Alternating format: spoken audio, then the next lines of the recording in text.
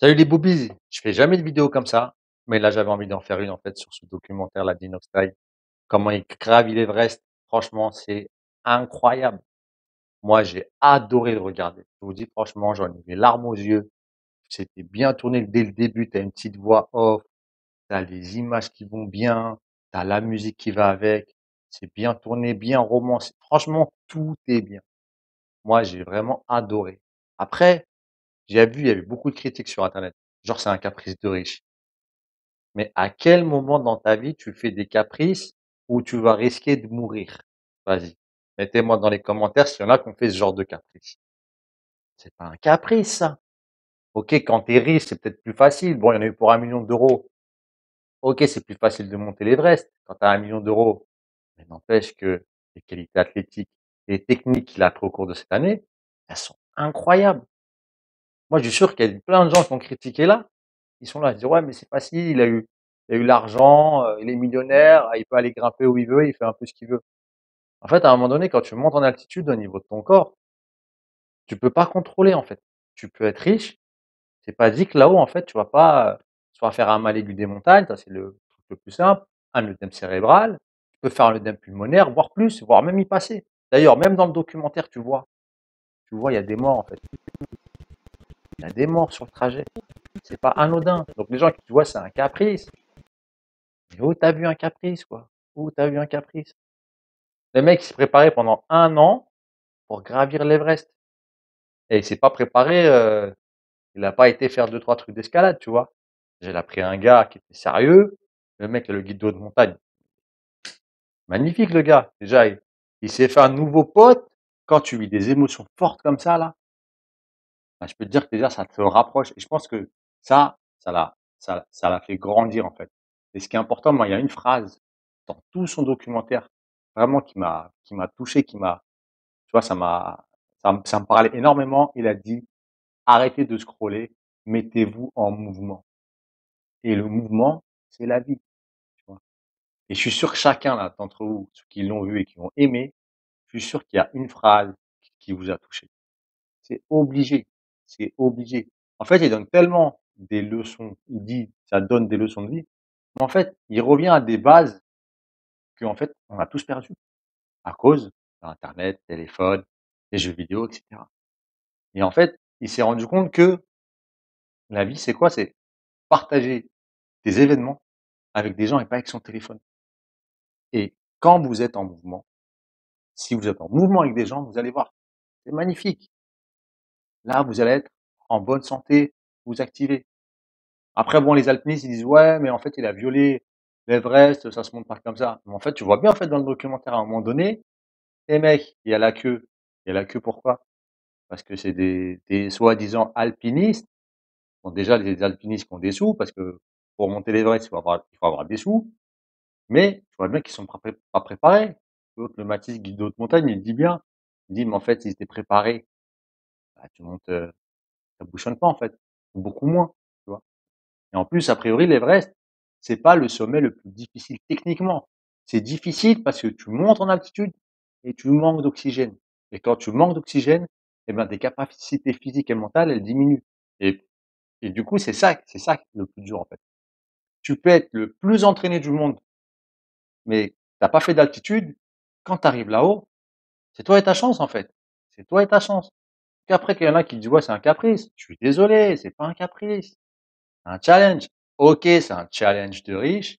OK, il a eu les moyens financiers, mais d'ailleurs, pour avoir les moyens financiers, il faut aller démarcher les partenaires, il faut aller récupérer les sous, tout ça, c'est du travail. Et en plus, ce gars, il est pas né dans une cuillère dans la bouche. Il a commencé comment, ce youtubeur? Moi, en plus, je le suis depuis longtemps. Non, c'est vrai, pas du tout. Moi, je le connaissais même pas. J'ai vu ça sur les réseaux. Je me suis dit: «Tiens, c'est intéressant» parce que j'aime bien les, tu vois, les documentaires un peu sportifs comme ça. Donc, blog, documentaire, vous l'appelez comme vous voulez. Moi, ça m'importe peu parce que j'ai trouvé ça bien fait. Mais en fait, ça m'a intrigué.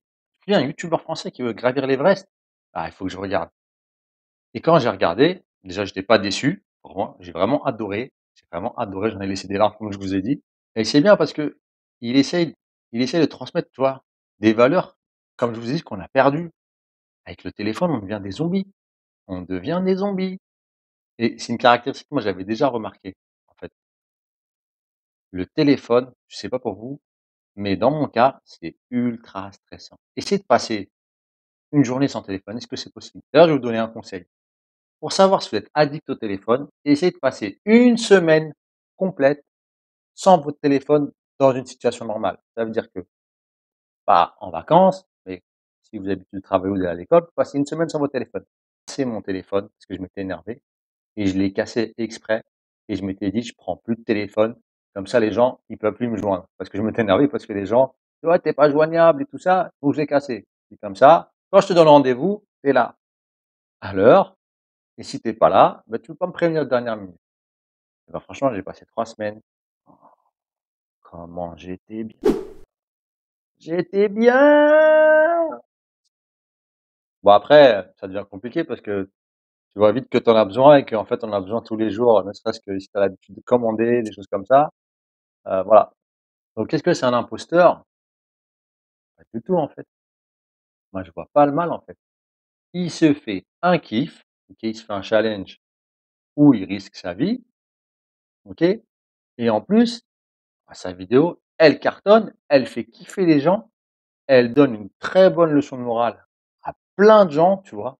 Notamment les jeunes de sa génération parce que lui, c'est un ancien gamer, je crois que c'est encore un gamer d'ailleurs et quand il joue, le message qu'il envoie, c'est: «Arrêtez de scroller, mettez-vous à bouger».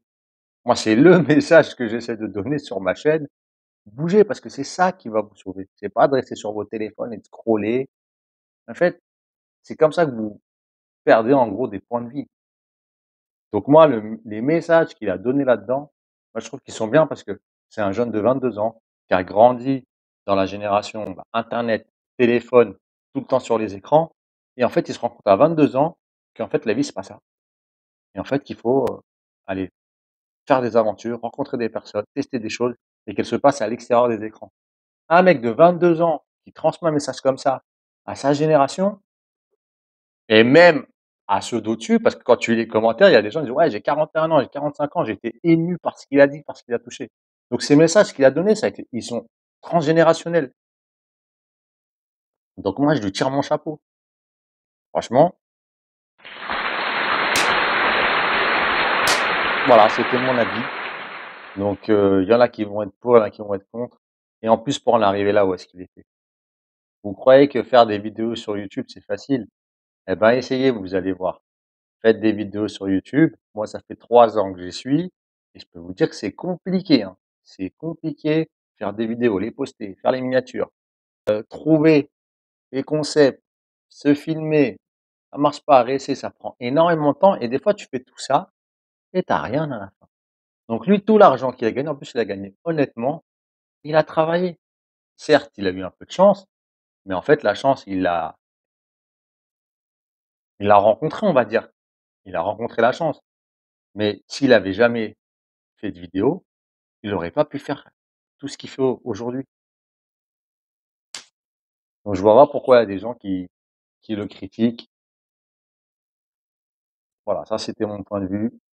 Même, tu vois, dans le reportage, à un moment, il y a même le Sherpa qui a l'habitude de monter en montagne, même lui, il est malade.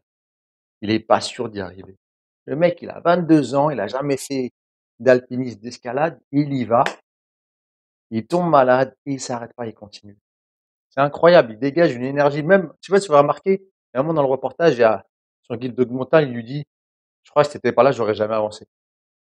Tu vois? C'est le professionnel de la montagne qui, à un moment, en fait, il se fait aider par son élève. C'est complètement fou, tu vois? Complètement fou et ils ont pas été, genre, c'est pas une petite balade, hein. Il y en a plein sur qui ont critiqué: «Ouais, si j'avais l'argent et tout, moi aussi, j'irais à l'Everest». Moi, j'en parie, vas-y, je te donne l'argent tout de suite. Est-ce que tu vas y aller? Et la majorité, déjà, ils ont du mal à aller courir, 5 kilomètres ou aller monter, un mur d'escalade, déjà, je suis sûr qu'il y en a qui ont regardé la vidéo, ils ont eu des frissons, les mains moites, tout ça. Et toi, soi-disant, tu as jamais fait de sport de ta vie, tu sais que mettre des critiques sur internet et tu es capable de monter l'Everest. Bah, non, Non, moi je vais au cabinet, les gens ils viennent au cabinet, je leur donne: «Beh, tu as 3 exercices à faire à la maison, ça te prend 10 minutes». Déjà ils les font pas. Donc gravir l'Everest, on en est loin, hein. Très, très, très loin. Bon, sur ce, n'hésitez pas à vous abonner à la chaîne, à me laisser un commentaire et un petit like. Allez, à plus! That's all you got, take it right now, before you get lost, yeah, one shot, that's all you got, write your own story, you control the plot, yeah,